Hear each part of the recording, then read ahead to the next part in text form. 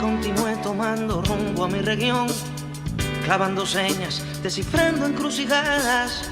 Mi cuerpo. Bienvenidos, bienvenidas una vez más a 100 años con Fidel, este programa en conmemoración del aniversario número 100 del comandante invicto. Hoy es lunes 6 de julio de 2026, primer programa del mes de julio. Saludamos a Gonzalo en Operadores y a Valerio, que también va y viene por ahí. Hoy vamos a hablar de intervención estadounidense en Latinoamérica. En el aniversario también, recordemos que el 27 de junio se cumplieron 53 años del golpe de Estado en nuestro país, y por eso hoy vamos a indagar sobre la intervención yanqui en los pueblos de Latinoamérica desde el pensamiento de Fidel. Y primero, empezando por Cuba. Para eso vamos al 4 de febrero del año 62, con la segunda declaración de La Habana. Esta declaración se inscribe en la línea política iniciada por la primera declaración, proclamada en los años 60, que estableció los principios iniciales del posicionamiento inicial del gobierno cubano. Esta declaración se elaboró en un contexto de profundización del deterioro de las relaciones entre Cuba y Estados Unidos tras la invasión de Playa Girón. En enero de 1962, Cuba fue excluida de la Organización de Estados Americanos durante una celebración celebrada en Punta del Este, en nuestro país. En ese encuentro, la mayoría de los países miembros acordaron romper relaciones diplomáticas con el gobierno cubano, con la excepción de México. Es este aislamiento regional el que es señalado como un factor relevante para la formulación de esta declaración, que fue aprobada en una gran asamblea convocada por el gobierno cubano, que trajo a más de 1 millón de personas a la Plaza de la Revolución, allá en La Habana. En unos minutos ustedes van a poder escuchar desde las propias palabras de Fidel esta declaración, que comienza recordando la carta inconclusa de José Martí a Manuel Mercado en 1895, escrita justo antes de morir. En ella, Martí advierte que el principal objetivo de la independencia de Cuba es impedir que los Estados Unidos se extiendan por las Antillas y caiga sobre el resto de América Latina. Martí, que había vivido en el propio territorio estadounidense, acuña la famosa frase «viví en el monstruo y le conozco sus entrañas». Décadas después, esta advertencia del profeta se cumplió. Puerto Rico pasó a ser una colonia militarizada y Cuba sufrió 60 años de ocupación, asfixia política y el sometimiento económico mediante la enmienda Platt. En esta declaración, Fidel lo que hace es universalizar y contextualizar la lucha cubana. Primero, afirmando que la historia de Cuba y de América Latina es la misma que la de los pueblos de Asia, de África y de Oceanía. O sea, es la historia de la explotación imperialista mundial. Y en segundo lugar, explica que el auge industrial de unas pocas naciones occidentales les permitió someter a 2/3 partes de la humanidad. Fidel sigue diciendo en esta declaración que la campaña de agresión de Estados Unidos y de las oligarquías locales contra Cuba no se debe al temor de que una isla pequeña y subdesarrollada de 7 millones de habitantes sea una amenaza militar o económica. El verdadero motivo es el miedo a la revolución latinoamericana. Es el temor de que los obreros, campesinos, estudiantes e intelectuales de los pueblos oprimidos del continente sigan el ejemplo cubano. Los dejamos con Fidel en esta segunda declaración de La Habana, 4 de febrero del 62, ante más de 1 millón de personas en la Plaza de la Revolución. Por eso canto, arena, roca que luego es multitud del agua buena, y canto. Compañeros y compañeras de la Segunda Asamblea General Nacional del Pueblo, se reúne por segunda vez con carácter de órgano soberano de la voluntad del pueblo cubano esta Asamblea General en el día de hoy. Y se reúne para dar cabal respuesta a la maniobra, a la conjura, al complot de nuestros enemigos en Punta del Este. En todo el mundo están puestos los ojos sobre nuestro pueblo en el día de hoy. Los pueblos de todos los continentes están esperando esta respuesta de nuestra patria. Vamos pues, antes de esta tarde, que es la segunda declaración de La Habana. Nuestro mensaje a los pueblos de América y mundo.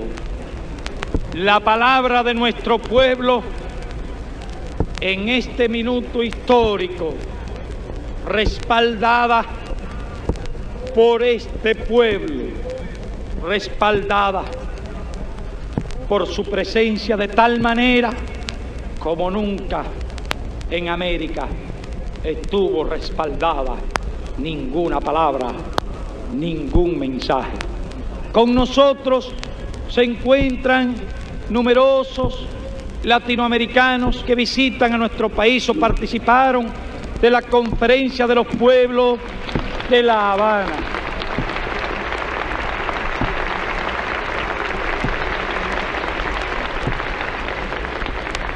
Pero ellos no deben ser solo espectadores.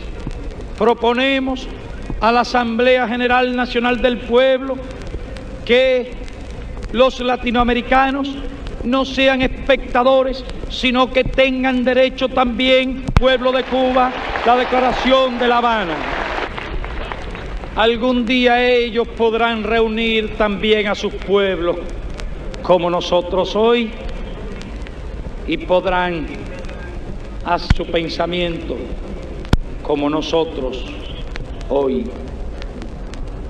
Preste el pueblo atención a cada palabra, a cada frase de este documento, de esta segunda declaración que dice: en nombre de las organizaciones integradas y de al pueblo de Cuba.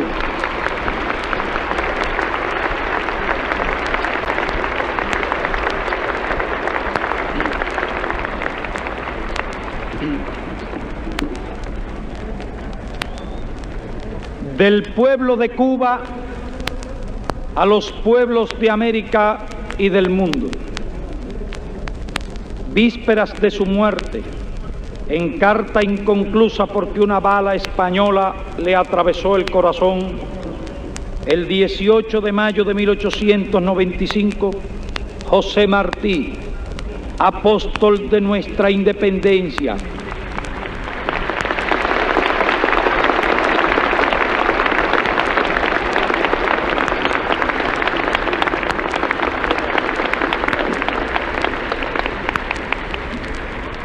escribió a su amigo Manuel Mercado: ya puedo escribir, ya estoy todos los días en peligro de dar mi vida por mi país y por mi deber, de impedir a tiempo con la independencia de Cuba que se extiendan por los Estados Unidos y caigan con esa fuerza más sobre nuestras tierras de América. Cuanto hice hasta hoy y haré es para eso.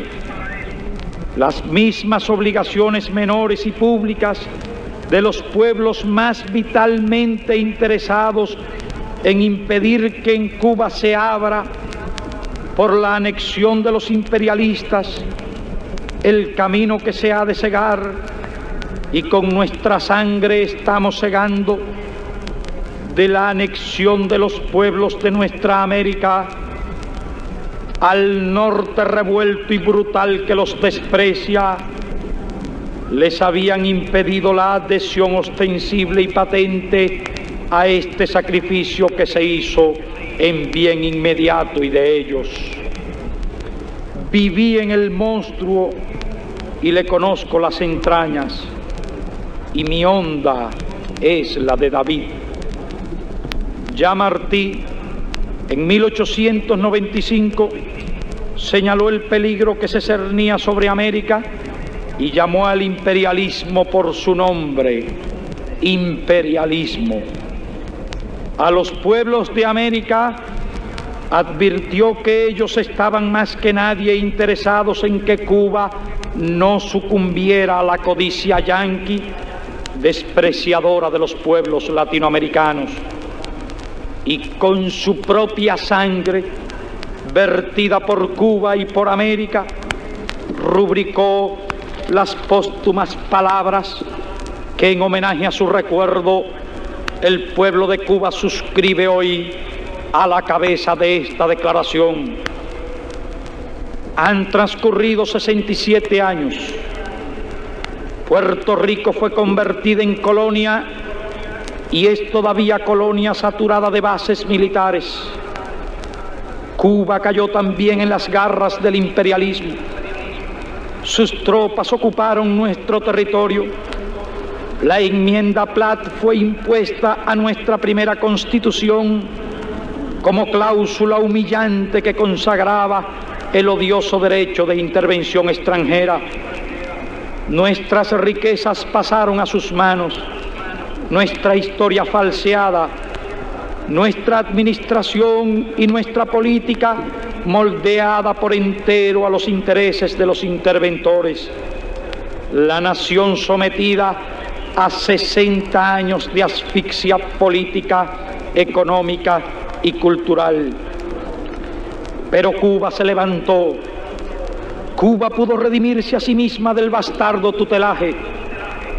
Cuba rompió las cadenas que ataban su suerte al imperio opresor, rescató sus riquezas, reivindicó su cultura y desplegó su bandera soberana de territorio y pueblo libre de América.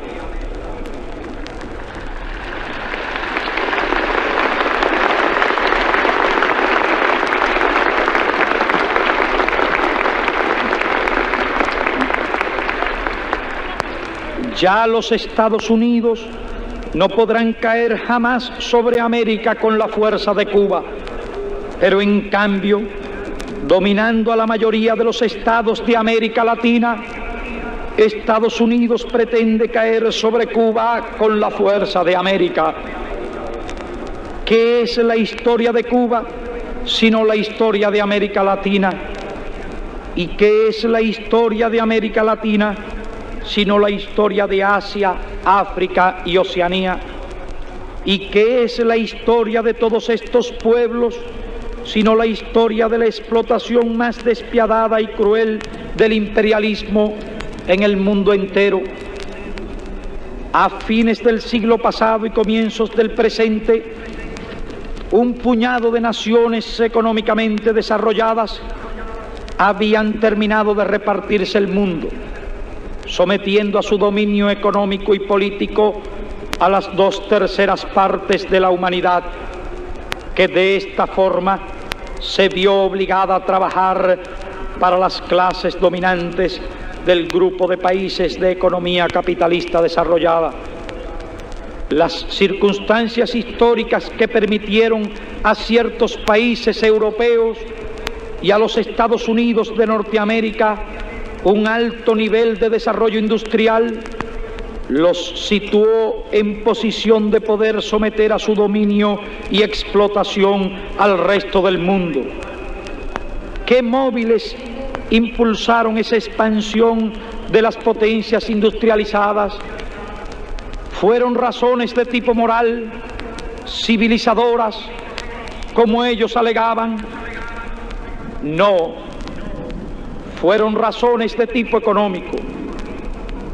Desde el descubrimiento de América, que lanzó a los conquistadores europeos a través de los mares a ocupar y explotar las tierras y los habitantes de otros continentes, el afán de riqueza fue el móvil fundamental de su conducta. El propio descubrimiento de América se realizó en busca de rutas más cortas hacia el oriente, cuyas mercaderías eran altamente pagadas en Europa.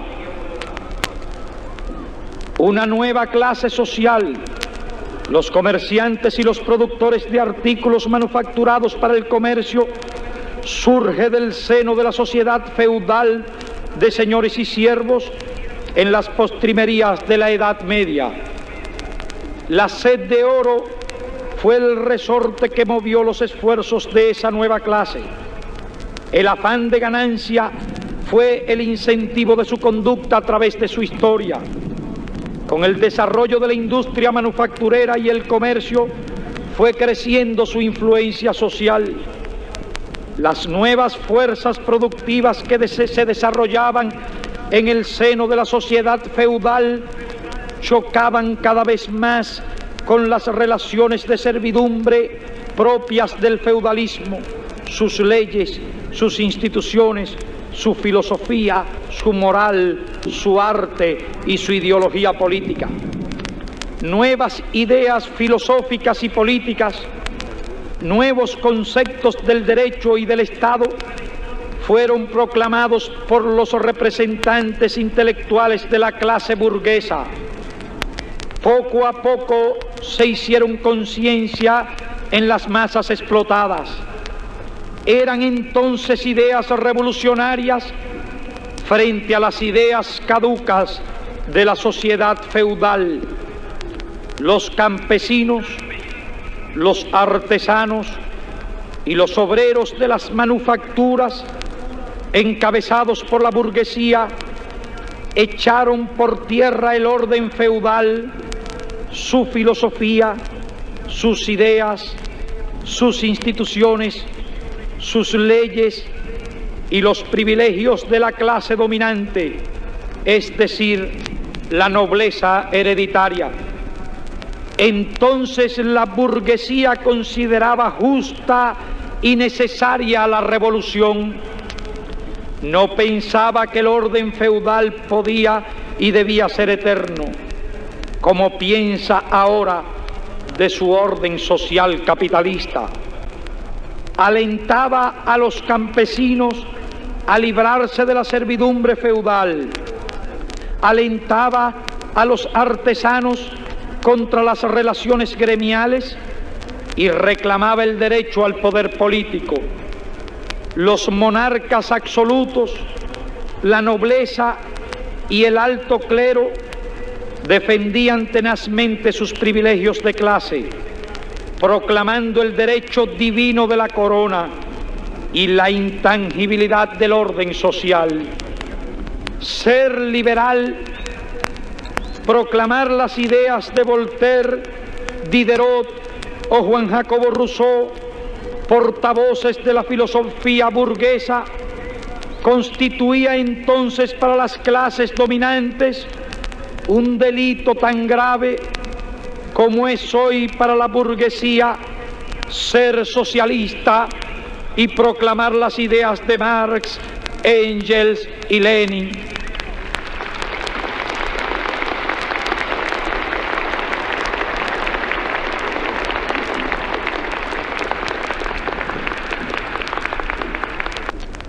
El sistema capitalista de producción, una vez que hubo dado de sí todo lo que era capaz, se convirtió en un abismal obstáculo al progreso de la humanidad.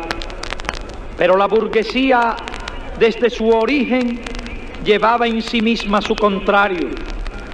En su seno se desarrollaron gigantescos instrumentos productivos, pero a su vez se desarrolló una nueva y vigorosa fuerza social, el proletariado, llamado a cambiar el sistema social ya viejo y caduco del capitalismo por una forma económico-social superior y acorde con las posibilidades históricas de la sociedad humana, convirtiendo en propiedad de toda la sociedad esos gigantescos medios de producción que los pueblos, y nada más que los pueblos con su trabajo, habían creado y acumulado. A tal grado de desarrollo de las fuerzas productivas resultaba absolutamente caduco y anacrónico un régimen que postulaba la posesión privada y con ello la subordinación de la economía de millones y millones de seres humanos a los dictados de una exigua minoría social. Los intereses de la humanidad reclamaban el cese de la anarquía en la producción, el derroche, las crisis económicas y las guerras de rapiña propias del sistema capitalista, las crecientes necesidades del género humano y la posibilidad de satisfacerla exigían el desarrollo planificado de la economía y la utilización racional de sus medios de producción y recursos naturales. Era inevitable que el imperialismo y el colonialismo entraran en profunda e insalvable crisis. La crisis general se inició a raíz de la Primera Guerra Mundial con la revolución de los obreros y campesinos que derrocó el imperio zarista de Rusia e implantó en dificilísimas condiciones de cerco y agresión capitalista el primer Estado socialista del mundo, iniciando una nueva era en la historia de la humanidad. Desde entonces hasta nuestros días, la crisis y la descomposición del sistema imperialista se han acentuado incesantemente.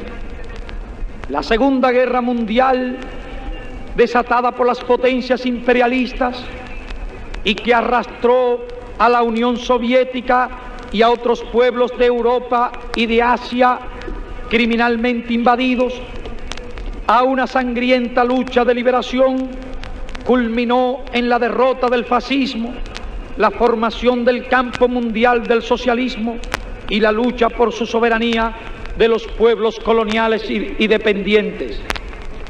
Entre 1945 y 1957, más de 1.200 millones de seres humanos conquistaron su independencia en Asia y en África. La sangre vertida por los pueblos no fue en vano.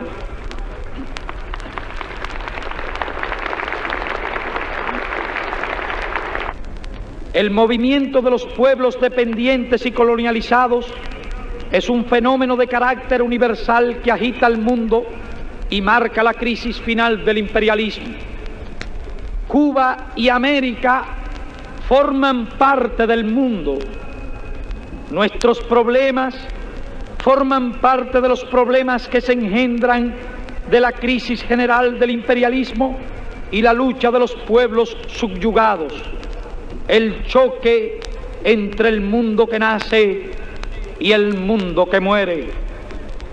La odiosa y brutal campaña desatada contra nuestra patria expresa el esfuerzo desesperado como inútil que los imperialistas hacen para evitar la liberación de los pueblos. Cuba duele de manera especial a los imperialistas. ¿Qué es lo que se esconde tras el odio yanqui a la revolución cubana? ¿Qué explica racionalmente la conjura que reúne en el mismo propósito agresivo a la potencia imperialista más rica y poderosa del mundo contemporáneo y a las oligarquías de todo un continente que juntos suponen representar una población de 350 millones de seres humanos contra un pequeño pueblo de solo 7 millones de habitantes, económicamente subdesarrollado, sin recursos financieros ni militares para amenazar ni la seguridad ni la economía de ningún país? Los une y los concita el miedo, lo explica el miedo, no el miedo a la revolución cubana, el miedo a la revolución latinoamericana.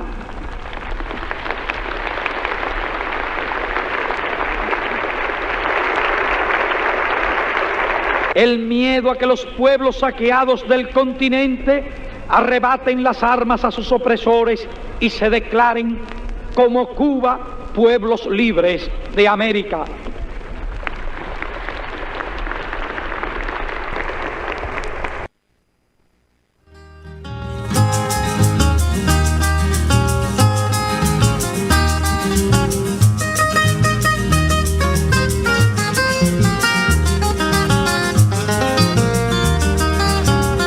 Escuchábamos a Fidel Castro y si estaban viendo por YouTube habrán podido observar las imágenes de esta segunda declaración de La Habana, casi 1 millón de personas frente a la Plaza de la Revolución. Sigan atentos a Radio Centenario, nosotros nos vamos a una muy brevísima tanda, en unos minutos estamos de vuelta.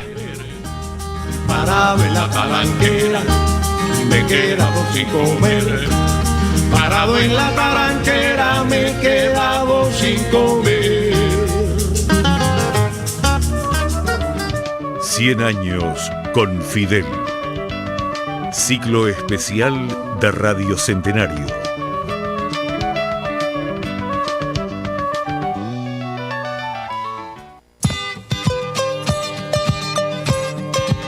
Vuelve la gran feria de la 36. Libros, miel, vinos, ropa y mucho, mucho más. El miércoles 8, arrimate a conocer la radio y colaborá con la 36. Pasá por 18 de julio 1357 y con tu apoyo estás participando del sorteo sorpresa que se realiza ese mismo día. Sumate a la feria. La 36 crece con vos.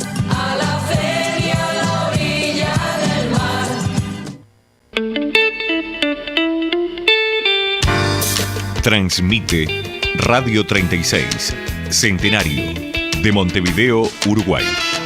Una radio imprescindible, porque nos da ánimo siempre. En el centro de Montevideo, su vehículo merece estar en las mejores manos. Parking Ejido, ubicado en Ejido entre Mercedes y Uruguay, le ofrece estacionamiento seguro. Abierto de lunes a viernes de 8 a 18 horas. Parking Ejido. Seguridad, comodidad. Los viejos amores que no están. A partir de julio, aquí en la 36, quincenalmente se emitirá Conexión Latinoamericana.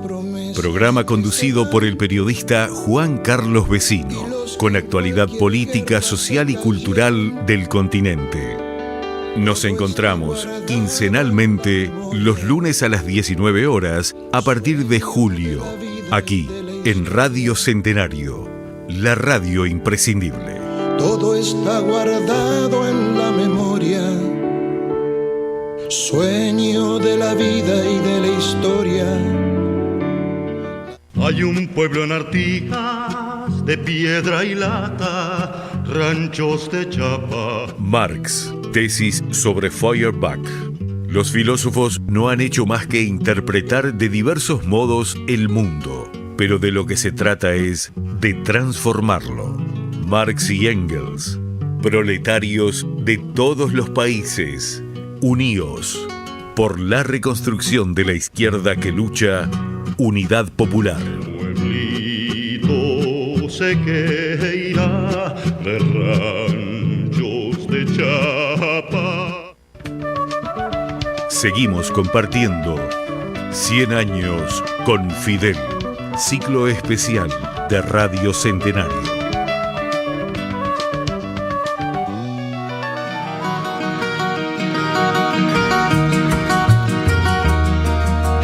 Yo vengo aquí para cantar, para Seguimos en Radio Centenario, gracias por seguir atentos o atentas a La Imprescindible. Estábamos reflexionando sobre la intervención y la hegemonía estadounidense como producto del imperialismo, como su fruta más noble, desde la misma voz de Fidel Castro. Ahora nos vamos al Encuentro Mundial de Solidaridad con Cuba, que se efectuó en el Teatro Karl Marx el 25 de noviembre del año 94, en el que a Fidel se le encargó su clausura. Vamos a escuchar este discurso de Fidel cerrando la oratoria de este encuentro entre pueblos en solidaridad con Cuba celebrado en La Habana.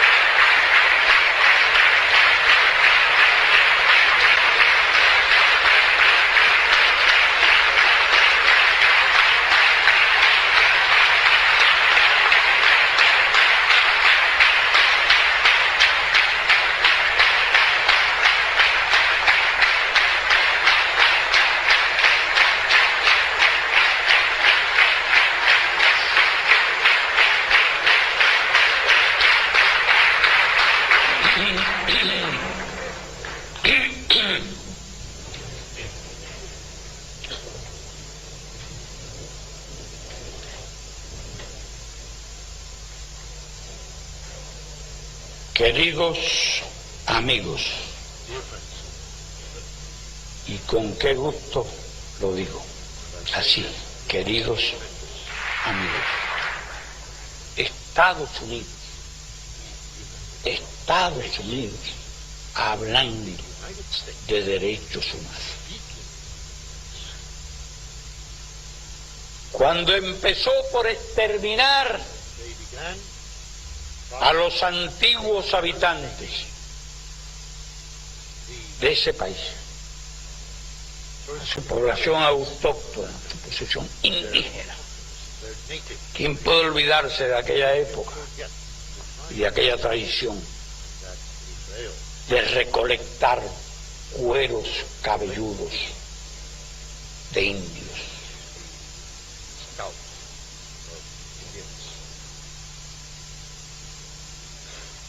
Mataban más indios que búfalos y acabaron incluso con los búfalos.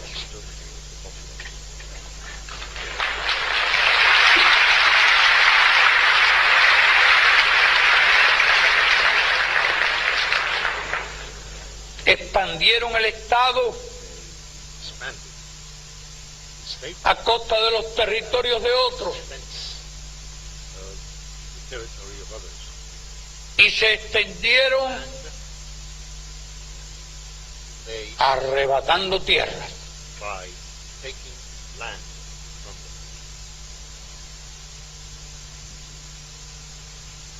Y así despojaron a los vecinos de una forma o de otra de cuántos millones de kilómetros cuadrados de tierra. Solo a México le arrebataron más de la mitad de su territorio.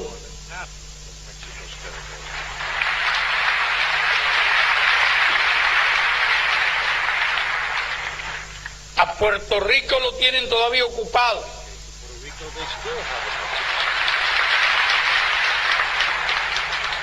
A Cuba hace más de 150 años quisieron devorársela.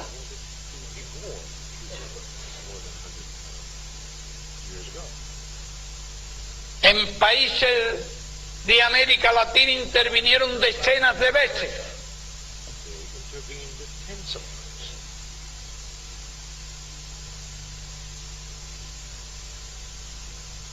A Panamá le impusieron el canal.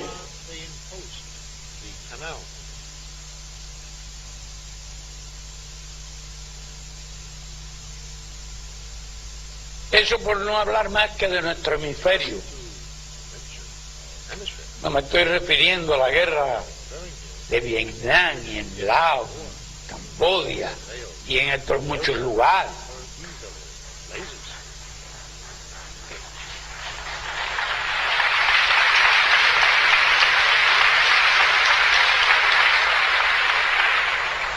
¡Qué historia!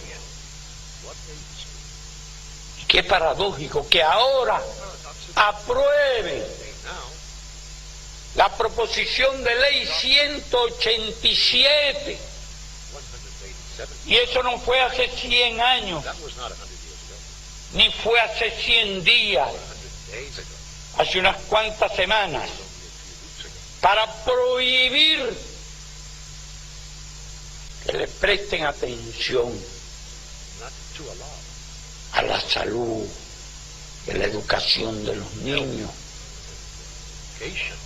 indocumentados y a los familiares y a los indocumentados.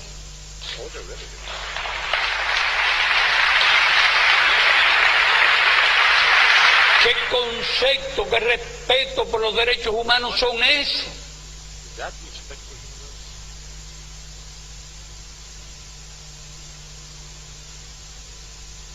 ¿Qué conceptos, qué ideas acerca del ser humano?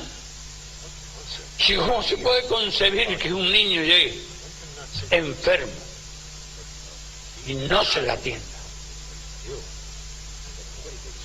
Cuando se gastan por otro lado 300.000 millones de dólares en el presupuesto militar y en las armas más sofisticadas que se han concebido jamás.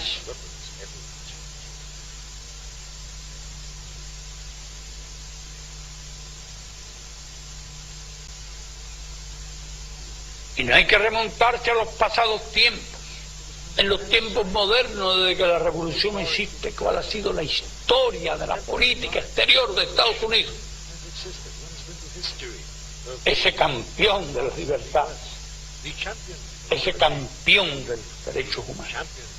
La alianza estrecha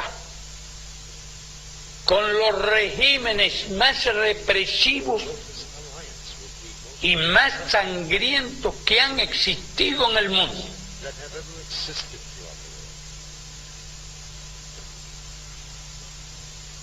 Si pensamos en Europa, recordamos que inmediatamente después de la Guerra Mundial se produjo la alianza de Estados Unidos con el fascismo español.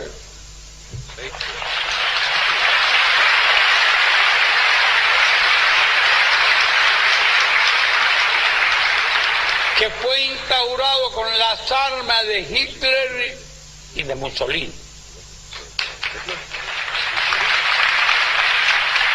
Y que costó millones de vidas hasta el final.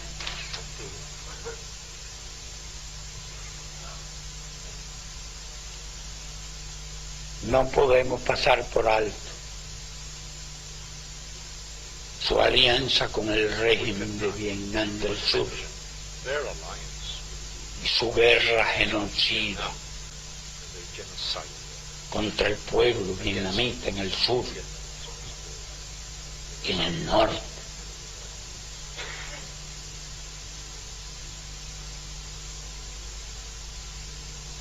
No podemos pasar por alto la guerra de Corea, país que fue totalmente arrasado, convertido en polvo.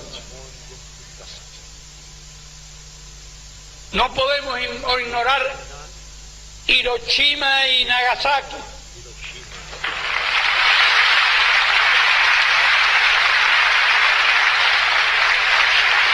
Con el empleo innecesario de armas nucleares.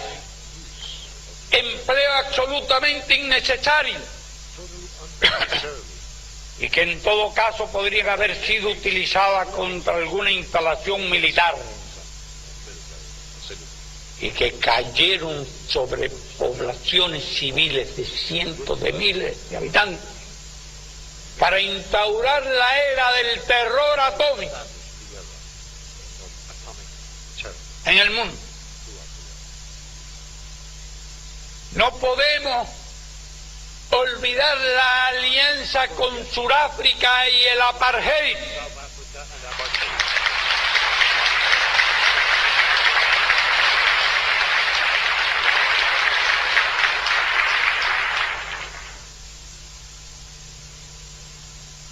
No podemos olvidar incluso que el apartheid fabricó armas nucleares. Y cuando nosotros luchábamos en el sur de Angola contra el ejército del apartheid junto a los angolanos, ya Sudáfrica tenía armas nucleares, varias armas nucleares, y los Estados Unidos sabían que Sudáfrica tenía armas nucleares y que esas armas nucleares podían ser empleadas contra los soldados cubanos y angolanos. Pero era Sudáfrica, era el racismo y el fascismo. Ellos que han armado gran escándalo y hasta han amenazado con la guerra por la supuesta idea de que los norcoreanos querían desarrollar armas nucleares, toleraron, permitieron, consintieron y por vías indirectas facilitaron la construcción de armas nucleares por parte de Sudáfrica. Pero si nos acercamos a nuestro continente y en época reciente, ¿quién puede olvidar la guerra sucia de Nicaragua? Organizada a través de mercenarios armados, que costó la vida de decenas de miles de nicaragüenses y la mutilación de miles y miles de nicaragüenses. ¿Quién no puede olvidar? El campeón de la libertad, el campeón de los derechos humanos. ¿Quién puede olvidar la guerra sucia del Salvador? El apoyo del gobierno de Estados Unidos a un gobierno genocida, al que entregó miles de millones en armas sofisticadas para aplastar la rebelión del pueblo. Guerra que costó más de 50.000 muertos. ¿Y por qué tuvo lugar la guerra de las Malvinas? Bien sencillo, porque Estados Unidos utilizaba el batallón 401, las fuerzas especiales en Argentina, para la guerra sucia contra Nicaragua y la guerra sucia en El Salvador. Y le prestaban tan brillantes y agradables servicios a Estados Unidos que se creyeron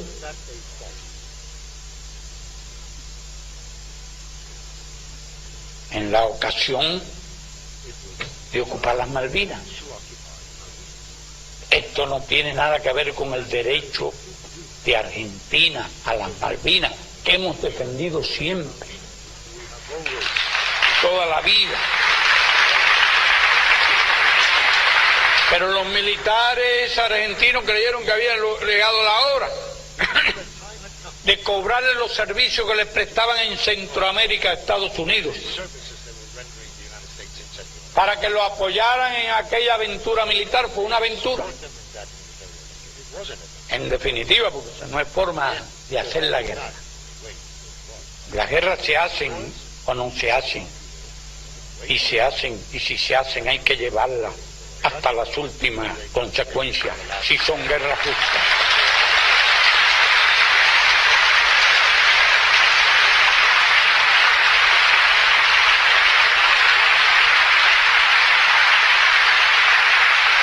Y invadieron las Malvinas, pero puestos Estados Unidos en la disyuntiva de escoger entre sus aliados y antecesores ingleses, y el gobierno militar argentino escogieron a los ingleses y los apoyaron.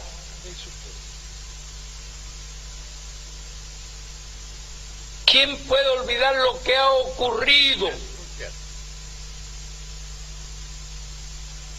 en Guatemala desde la época del gobierno de Arbenz en los años 50?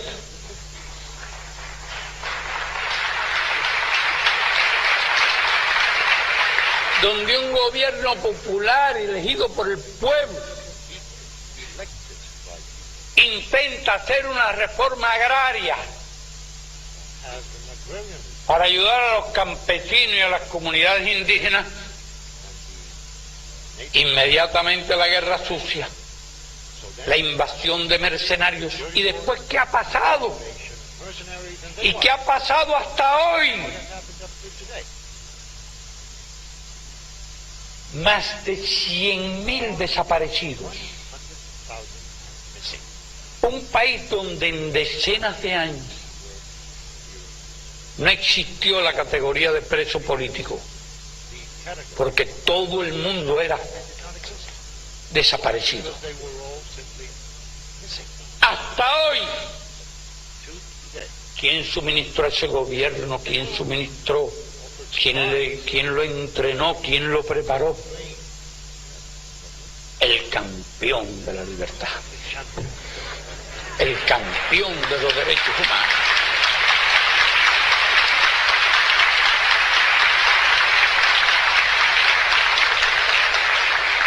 ¿Y qué pasó en Chile con el gobierno popular de Salvador Allende?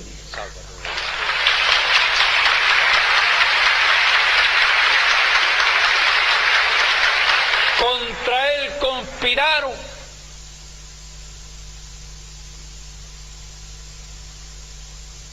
su economía fue de diversas formas bloqueada. Se fueron creando las condiciones para el golpe.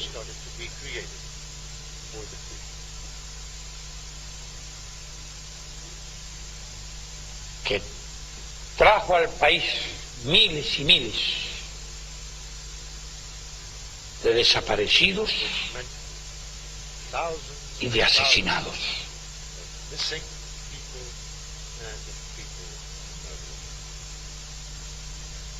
¿Y qué pasó en Argentina con aquel gobierno militar que mencionábamos?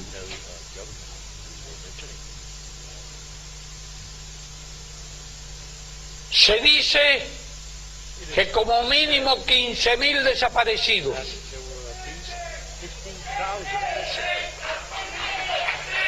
Se dice que cuando mínimo, he dicho cuando mínimo, porque no quiero que parezca que estoy exagerando. Y se afirma que fueron 30.000. Y que aquí algunos dicen que más. Pero consideremos esa cifra señalada como mínimo. Es que realmente son pocos. 15.000 desaparecidos. ¿Y quién armaba a ese gobierno? ¿Quién lo apoyaba? ¿Quién le daba socorro político? ¿Quién utilizaba sus servicios en Centroamérica?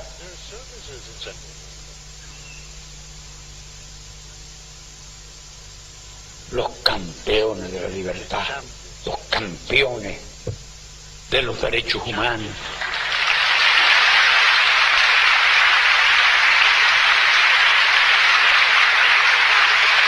¿Y qué pasó en Uruguay? ¿Y qué pasó en Brasil? ¿Y quiénes apoyaron a los golpistas? A los que torturaban, asesinaban y desaparecían gente. ¿Quién intervino en Santo Domingo cuando la rebelión de Camaño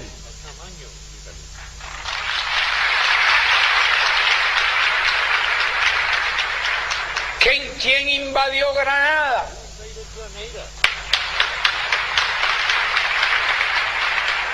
¿Quién invadió Panamá? Los campeones de la libertad y de los derechos humanos.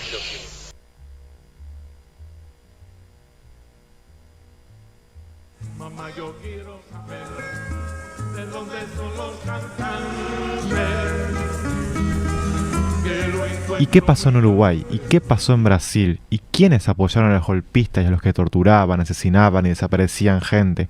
¿Quién intervino en Santo Domingo cuando la rebelión de Camaño? ¿Quién invadió Granada? ¿Quién invadió Panamá? Los campeones de la libertad y de los derechos humanos. Con esas palabras de Fidel Castro en el Encuentro Mundial de Solidaridad con Cuba en el año 1994, nos despedimos en este ciclo especial 100 años con Fidel, para reencontrarnos el próximo lunes, todos los lunes a la 1:30 de la tarde, acá en Radio Centenario. Así que sigan atentos a la programación y nos estaremos viendo muy pronto. Hasta luego. Los quiero conocer con sus trovas fascinantes, que me las quiero aprender. ¿De dónde serán? Ay, mamá, serán de La Habana, serán de Santiago, tierra soberana. Así finaliza esta entrega de 100 años con Fidel, el ciclo especial de Radio Centenario, reafirmando la vigencia del pensamiento y accionar del comandante invicto. Nos encontramos todos los lunes desde las 13:30 horas.